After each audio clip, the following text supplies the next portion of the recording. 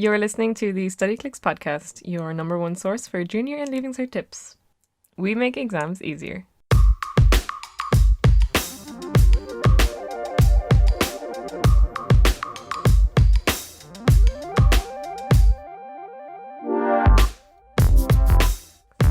Hi and welcome to the Studyclix podcast. Welcome to our first ever episode. My name is Nessa and I'm joined today by Eimear, who also works in Studyclix. Eimear, introduce yourself. Hello, I'm Eimear, and some of you might know me from my face constantly popping up on your screen with different messages. It's a delight. Hopefully I haven't annoyed you too much in this stage of your career, but yeah, I work for Studyclix, do communications and content and various things, and my main job is to help all of you poor students out there. My name's Nessa. I'm Eimear's sister. I do social media for Studyclix, so hard. Are you to say sure? I don't know how to speak English. So if you're not already, you can follow Studyclix across 4 social media platforms. That's Facebook, Twitter, and Instagram. Just search for Studyclix. If you want to add us on Snapchat, it's study_clicks. Yeah, just to be awkward. Yeah. Yeah, so Nessa, what are we doing today? Today we are going to talk about French, how to get a H1 in French. So Eimear, conveniently enough, got a H1 I did, in yes. her French, in her Leaving Cert exam, and she's here to help you do the same by sharing her wisdom, what she did, what helped, what worked, what didn't work. And I think it's also important to mention now that Eimear, she went on to study French in college in UL, and so she has that little extra bit of wisdom about. Oui. I saw her leaning really closely into the microphone there so dramatically. I was like, what is she going to say? Yes. But basically, my question is to you, Eimear, do you like French? I do. I've had a very complicated relationship with the language, as anyone does, I think. Yeah. If you go on to become a language learner or a more kind of serious language learner, there are loads of ups and downs, and it can be really frustrating and also really rewarding. And yeah, but during school, I didn't. It was definitely one of the subjects I preferred, because I just liked languages in general. They came reasonably easy to me, and I think the thing about languages is it's hard to be someone in the middle. You either love them or you hate them. You're not like, you're either really good at them or you just can't get them at all. I think it's good to be kind of aware of that when you're in school as well, and you might be getting exam results and other people will be like, oh, you'd be afraid people doing better than you, but it's like anything that some people just naturally have a flair for languages. Yeah, sure. And just where other people naturally have a flair for things where they work with their hands, kind of people are more tactile where others are, I don't know, they have other skills. Right.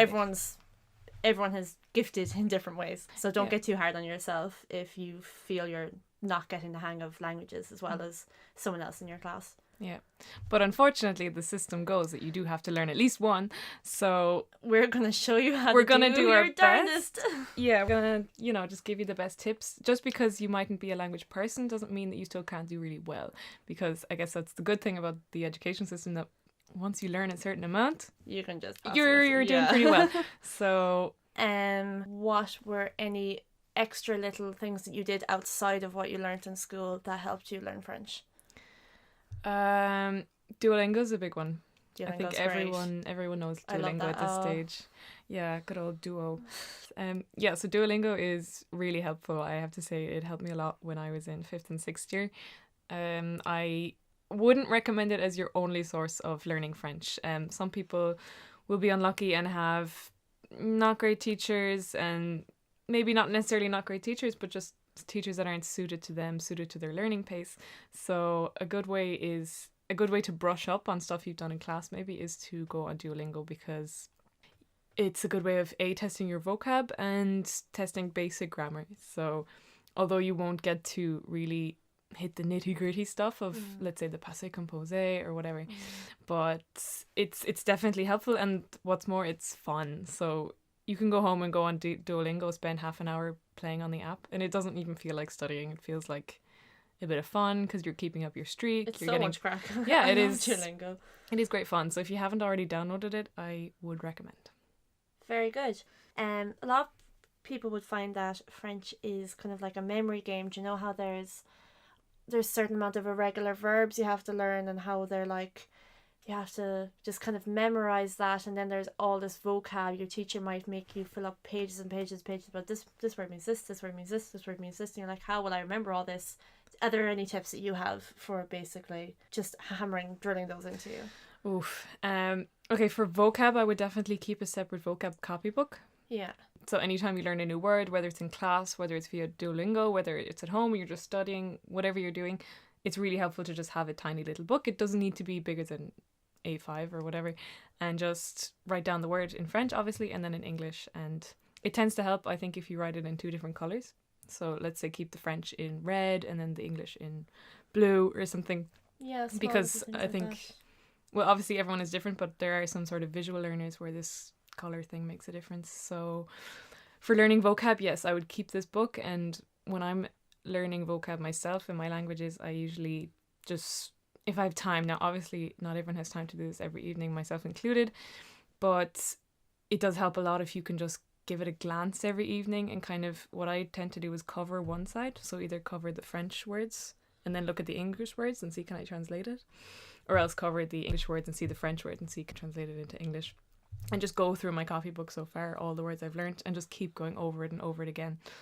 Because the thing with languages is that if you don't practice it, they're just going to go away. It's quickly, constant. Yeah. You have to constantly pay it attention. So unfortunately, you can't just look at a word once and think that you're going to remember it in 2 months' time. So with the vocab, definitely it's consistency. Consistency, yeah. Getting into the more specifics, with regards to the listening exam, do you have any additional tips that you'd use for preparing for that? Yeah, so the listening exam, there are loads of things that you can do to help yourself. Obviously, it's definitely not the easiest part of the exam. It requires a decent French understanding, but to get that, there are many things that you can do. For example, the main thing obviously is listen to as much French as possible, because you want to train your ear to be able to recognize the different sounds in the French language, get used to the accent maybe. So what I would recommend is podcasts like this one obviously are growing more popular every day, and they are a really useful tool when you're studying for the listening part. You can listen to different podcasts for beginners on French. I think there's one called Coffee Break French, which is pretty good for sort of Leaving Cert level, and it's just people chatting slowly in French, so that's definitely a good one. French for Beginners is another one. There's also the Intermediate French podcast, all of which I can recommend. And what I would say there is, don't get disheartened if you listen to it and you don't think you understand anything, and that it's all just gibberish and what's the point, you don't get anything.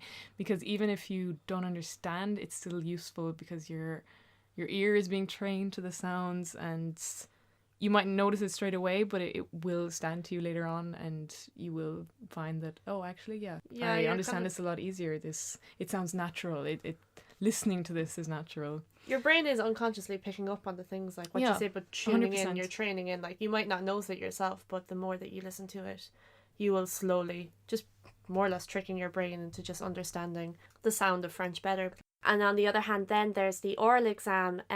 Easily one of the most nerve-wracking things about the whole Leaving Cert. I think once I had the orals done, I was actually so much less stressed about the Leaving Cert itself, because they are nerve-wracking. You know, you're talking to a stranger and you have to hold a conversation with them. So a lot of students would be really nervous going into it. Do you have any tips on how to control those nerves or how to be really prepared going in? Yeah, well, I was completely the same. It was one of the tests that I'd been dreading since I was 12 years old. That and the driving test, I just couldn't picture myself doing it. I was going to be too nervous, too scared. No way, couldn't do it. Now I'm completely used to it. Obviously, I have to do one every semester for college. But yeah, looking back on it now, it's like, it was literally not even 10 minutes of conversation. It's over in a jiffy. It's so quick. Generally, the examiner is really nice to you, and they're there to help you. They don't want to take marks away from you. They're there to try and give you marks. So just keep talking. That's definitely the main thing. To get rid of nerves, I think, well, what always worked for me was to think about after the exam, because that's really comforting for me to think about the passing of time, if that makes sense. It's inevitable. Like, oh yeah, okay, so I have this exam in 3 weeks, but in 4 weeks I'm going to be here and the exam will be done. And just like this life thought then, of yeah. not having the exam over me anymore was really comforting, and that helped me get over a lot of the nerves, knowing that it will be over and I will get over it, and I'm probably going to do really well in it. So have faith in yourself, have confidence. If you know that you've done the work, then there is really nothing to worry about. Just go show off, basically. Show off what you've learned. I remember going into my French oral exam. It was kind of unconscious. I didn't realise I had it, but I had a scrunchie on my hand and I was just playing with it in my hand for the entire thing.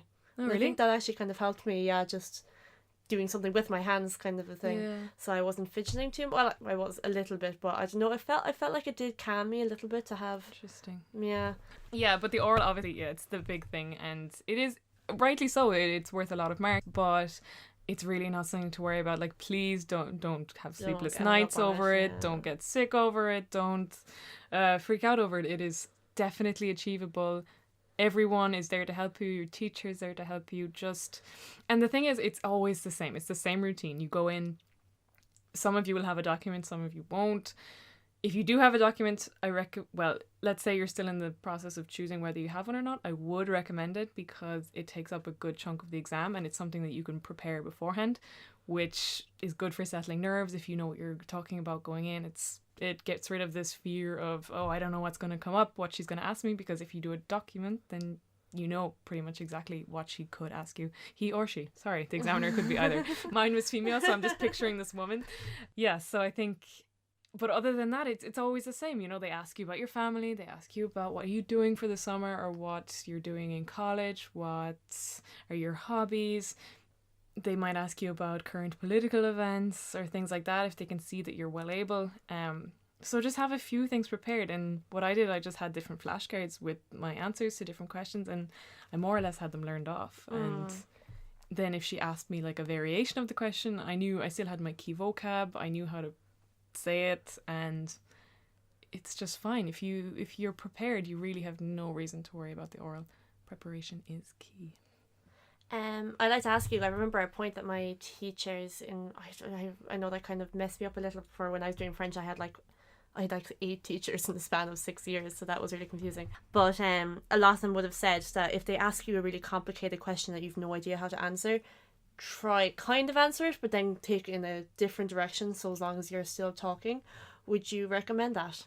Yeah, I think that's in my guide as well. So like, they obviously, you're not going to know every single topic, and they might bring it onto a topic. So instead of saying, oh, je ne sais pas, try and come up with, just take what she said and say, yeah, you know what, that doesn't really interest me, ça m'intéresse pas. And then you just sort of lead into something else that's sort of related. So let's say they'll say, oh yeah, and do you play sport? And you can say, no, I actually don't really like sport, but I really love reading. And then she can ask what your favorite book is, he or she. And then it just leads on. So just really take it in your stride. Don't let nerves blank your brain, or, you are in power. Yeah, you have all the power.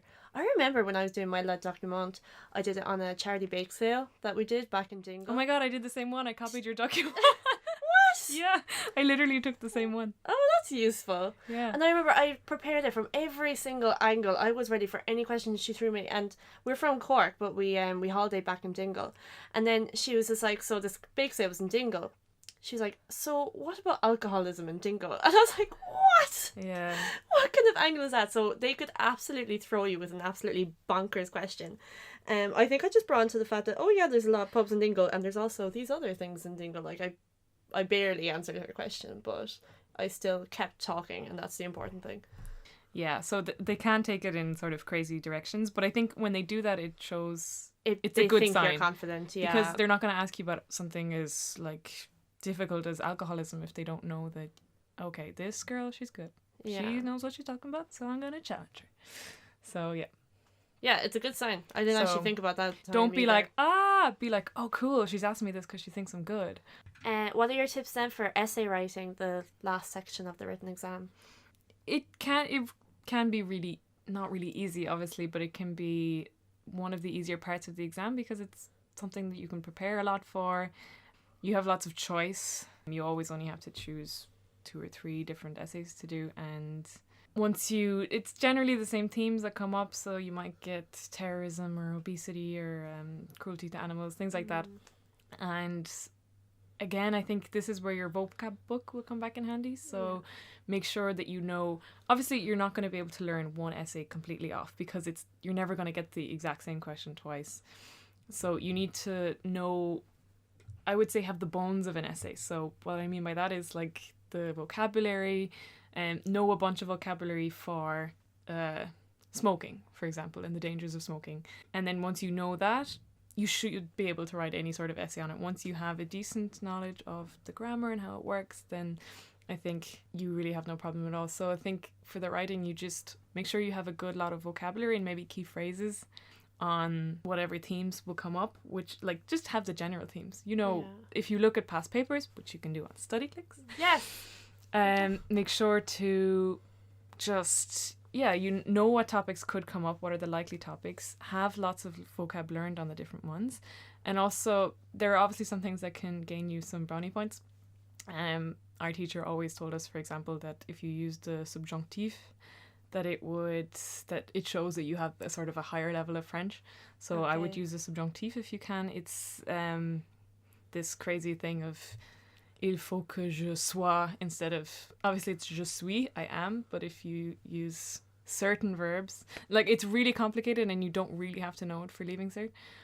But if you can learn off a few verbs or a few phrases, so I think we have a bunch of them on Studyclix. If you look into various notes on the video and resource, or the videos and notes pages, there are some documents there which have sample essays and things like that which have used the subjunctive, and we've marked that. So just have a look and maybe learn them off and try and if they're relevant. Obviously, you're going to lose marks if you try and just squeeze in a bunch of stuff that you've learned off but isn't relevant to the question. So that's watch out for that to not go off point. Thinking about the exam then itself, do you have any tips for, or do you know, kind of, would you say hacks when that would help you just that little bit more to make life easier for you when you're inside in the exam? Making a plan, definitely. So for the essay questions, just have a little brainstorm somewhere on the page if you get an extra sheet to work on for rough work. So let's say for the essay questions, generally if it's good if you make 2 or 3 points about each thing. So write that down before you start, because you don't want to, get into the intro and then you're kind of like, I actually don't know what I want to talk about. It will save you time in the end. A lot of people don't want to make plans within the exam because they think it's a waste of time and they don't have enough time to do it, but it actually ends up saving you a lot more time. Yeah, it's smart. And to do it, it's for every exam, not just French, but know how much minutes you want to spend on each section, and if you go over, just move on to the next section. There's no point wasting time and then running that you've no time at all to do the last section. And obviously you were able to use Studyclix while you were doing the Leaving Cert yourself, so in what ways did you find that Studyclix helped you when you were studying? I used the Aural tool a lot. That's also really helpful for the listening section. Obviously, aside from what I said earlier about the podcasts and things, the real thing is listening back to the Aural exams that have already been done, because that's the same kind of stuff that's going to be coming up again and again, so just like listen to the past tapes, familiarize yourself with the actual exam. It's the same questions every time. You've got the weather, you've got the news reports and things like that, and know what's going to come up, and it's the same stuff over and over again. There might be a few different vocab differences, which is again where your vocab comes back, but definitely using the Studyclix Aural tool and listening back over the past tapes while looking at the past questions was really helpful. And the videos and notes is also really helpful because there are so many different websites and, again, like that, ways of listening to it, ways of reading it. There are links to French newspapers. I would recommend checking that out because there's a lot of valuable stuff there. Also, Studyclix has a few blogs on language learning, just any that kind of covers, French and German, Italian, Spanish, all those. Just little bits that you can do to help yourself, just go on to the Studyclix blog. On the website, there's also the Studyclix discussion boards. They are really great. You can click onto, they're the same as all the notes, they're divided by topic, so you can just go into Junior Cert French or Leaving Cert French and see what questions people have asked and other students have answered. So it's all, you know, it's your peers, like it's people who are in the same boat as you, what they're doing to help each other out, and they're really lovely. I love the discussion boards. But also I think the discussion is good in the way that you can study yourself by helping other people. So even if you feel, oh, I'm really good at French, I don't really need to do that much more study, I don't need to find help. If you go on and you see someone else is struggling, let's say they're like, oh, I just really don't get the conditionnel. If you then explain it to them in the forum or wherever it might be, it's a way of studying for you by teaching someone else. It helps you revise. And the forum, it really benefits everyone, even if you're really on top of things, it will help you to help others. Now we're going to move on to our section of the podcast where we're going to look at our discussion forums and see what our users are asking under French. So this Studyclix user says, how can you improve your French accent for the orals? Yeah, I think, first of all, the accent isn't a huge deal. What I've learned from my time learning French and in college and things like that, generally people are like, they like your accent. When you speak French, people like to hear it with an Irish accent. It gives you character, it's nice, it's kind of cute. So I wouldn't worry too much about sounding like completely French. But if you do want to improve it, you kind of have to look at the linguistic side of things, which gets very technical, but it's all about how you move your tongue and your mouth and your throat. So I think without getting too technical, the easiest thing to do is probably to just listen. I know I keep saying this, but keep listening to different... It is important, yeah. Yeah, listen to local people. So again, there's lots of YouTube videos that you can watch. Literally any of them, as long as there's a local French person in it, a native French person. Just try to listen to their accent, maybe record yourself and see if you can replicate it. There's nothing to be ashamed of. Just go for it. Have fun with it, yeah. Good advice. I think to sum up the show then, what are your final top 3 tips? Yeah, you're sick of me saying this at this stage. I sound like a broken record. But literally, listening is such an underrated study tool, I think. Right. Kind of also the oral tool on Studyclix, but just listening, like I said, to podcasts, to YouTube videos, because people underestimate it because it's such a passive thing, you know, oh sure, I just have to listen to a piece of tape, I can't study for that, there's nothing I can do. But it doesn't just help for the listening exam, it'll literally help all of it. It'll help you for the oral, it'll help you without you realizing it, it helps for everything. So really concentrate on the listening. And to reiterate that even if you feel you're not getting it, even if you're listening to French a lot, you're still unconsciously learning. Yeah, absolutely. Like every second or minute you spend listening to French is not a second or minute wasted. It will stand to you. Perfect, yeah. Sorry, go on your second tip. My second tip, I think, is... yeah, again, to reiterate, vocabulary. If you don't already have the vocab copybook thing that I was talking about, go for it, go get one, start one. It's never too late. Fill it in with everything you've learned so far, go over your old notes, highlight the most important pieces of vocab, and just keep looking over that book whenever you get a chance. Like I said, I know that there's students have so much on their plate and you won't have time every evening to go over your vocab book, but just when you get a spare minute, it's good to keep it fresh in your memory. Yeah. And then finally, I guess, this goes for every subject, and I guess I sound really cliche, but preparation, especially for French and with any language, you have to start at an early stage. Hopefully, if you're listening to this podcast, it's not the night before the exam. Start now.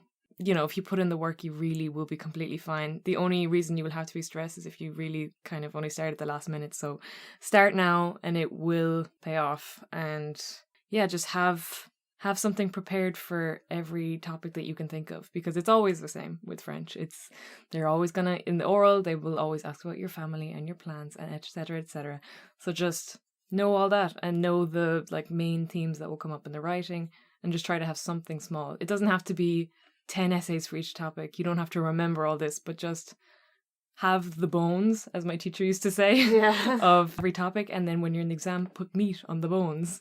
Okay, lovely. Yeah, it's a nice metaphor, I think. It's beautiful. But, yeah, so those would be my top 3. Those are your top 3 tips. Yeah. So to short, listen. Vocab, and preparation. Yeah, prepare. So, any final words on French? Um, Leaving Just Cert French? try to enjoy it. Like, I know that the course and the syllabus can really be a downer sometimes, and you mightn't have the best teachers, and the leaving cert stress is upon you over everything else. But at the end of the day, languages are really cool, and Languages are great. yeah, and French, it can really help you. You know, there's a lot of jobs for people who have languages. My course was really cool. I got to go abroad, which was really fun. Yeah. And it's just very rewarding, and it's cool to be able to communicate with other people in their language. And so try to, if you're, I don't know, if the syllabus and the whole school experience of it is getting you down, just remember that it's a really cool thing to have a language, and it's really a great skill. Yeah. Yeah. I actually knew a few people who went interrailing, and they kind of regretted not kind of applying themselves, or not really applying themselves, but trying to learn French a bit more, take it a bit more seriously, because you fall victim to that, obviously, if you are in school and trying to do well is seen as like nerdy or uncool. Like, no, a language it's such a great skill to have, and if you keep practicing it, you'll have it forever. So I think we'll leave it there for today, and thank you very much for listening, and we'll be back again with another episode. Yes, we will. Which will it be? Who knows? Who knows? But it's been fun, and hopefully you'll have taken away some positives about Leaving Cert French. And bonne chance. Bonne chance. Did I do well? Was it good? Yeah. Okay. Au revoir. Oh my god. Did we actually? If anyone French is listening to this, I'm really sorry. Really sorry. All right. See you next time. Bye. See you next time.